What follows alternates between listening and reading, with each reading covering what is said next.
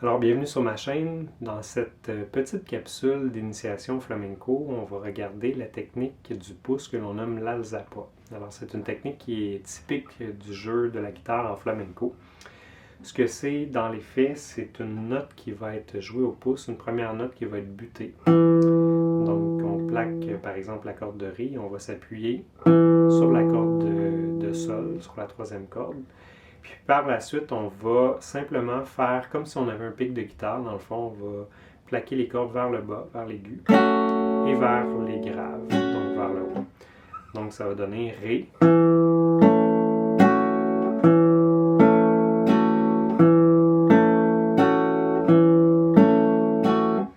Alors si je mets ça en contexte, par exemple sur la corde de Mi, on va le faire sur les 4 petites cordes. Donc Mi, Sol dièse, Si, Mi. Je suis en capo 2. Alors ça va rapprocher les cordes, ça va donner un petit peu plus de facilité. Donc ce qu'on va faire, ça va être Mi, Fa, Mi, Ré.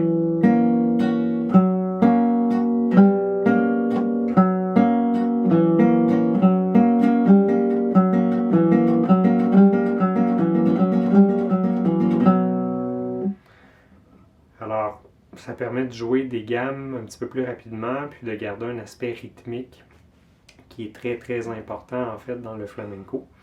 Une variation qui est plus utilisée encore, en fait, c'est une subdivision qui se fait non pas en 3, mais en 4. Alors, on va, par exemple, en utilisant toujours le même accord, on va permettre une pause d'une double croche pour le pouce. Alors, on va la remplacer par une note qui va être liée, soit un lié ascendant ou descendant. Donc, hammer-on, pull-off. Alors, ce qu'on pourrait faire, c'est Mi, Mi, Fa, Fa, Mi, Mi, Ré, Ré, Mi. Alors, je fais une boucle.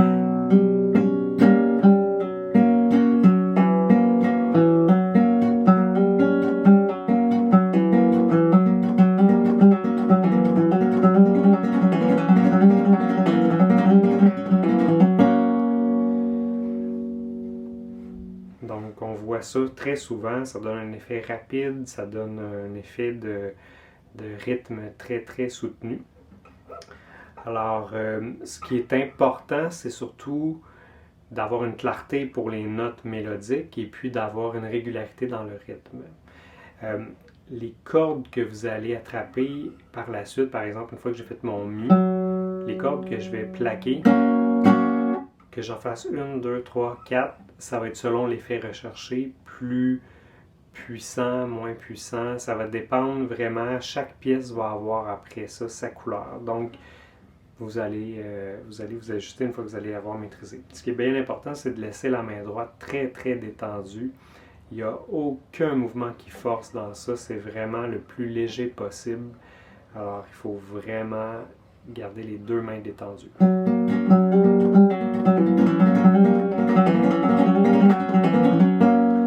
Donc, si on mettait ça en contexte, dernier petit exercice, dans une pièce au travers des arpèges, et donc je vais vous présenter un petit extrait, un exercice qu'on pourrait introduire dans la pièce de Jesse Cook, qui se nomme Querido Amigo.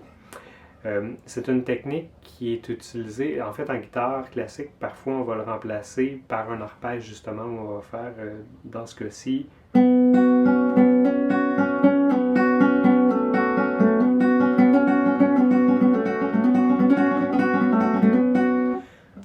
on peut le faire comme ça. Souvent, les guitaristes classiques vont le faire comme ça. Donc, moi, je l'ai remplacé dans justement cette pièce-là de Jesse Cook par un alzapa pour le faire sonner un petit peu plus flamenco, un petit peu plus rythmique.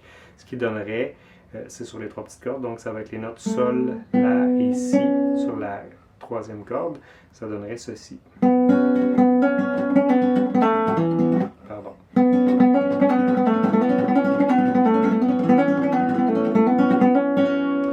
Alors,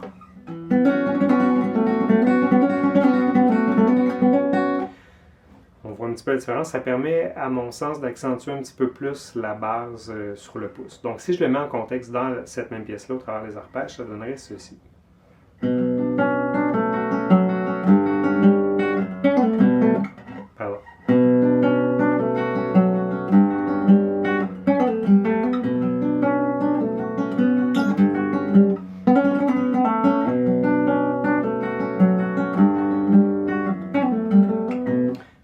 ainsi de suite. Alors, c'est une technique qui peut faire des très très très longues gammes. On peut jouer sur les grosses cordes aussi, sur les petites cordes.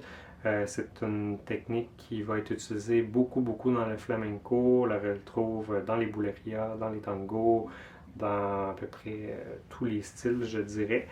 Alors, en espérant que cette petite capsule vous aura aidé à vous initier à cette technique, n'hésitez pas à chercher sur Internet. Il y a beaucoup d'informations à ce sujet et c'est une technique qui est vraiment, vraiment plaisante à jouer à la guitare flamenco.